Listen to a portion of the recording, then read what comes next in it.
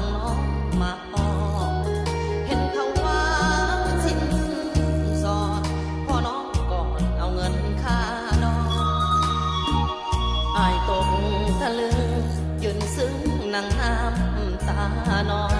ผู้แล้วว่าเจ้าทั้งสองจะประคองห่วมห้องหอฟ้าให้ดีหูดี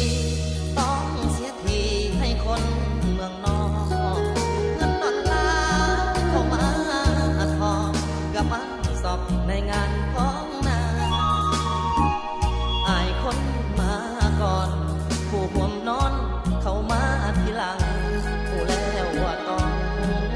ผิดหวังแต่หากยังอยากเห็นหน้า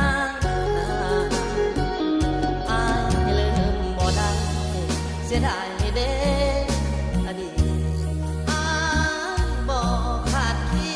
ดว่าน้องจะมาแย่งอายสู่เขาบ่ได้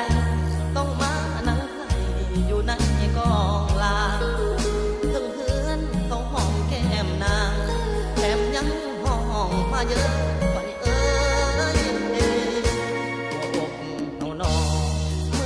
ดังต่อไฟใหม่แนมเห็นเขาป้อนไทยคือเห็นใส่ใจหายนี่แท้เจ้าบ่าวเจ้าสาวเย็นเหล่าแล้วเดินย่างกายส่วนอายก็มีความหมายเกือบเป็นตายในงานแต่งของนา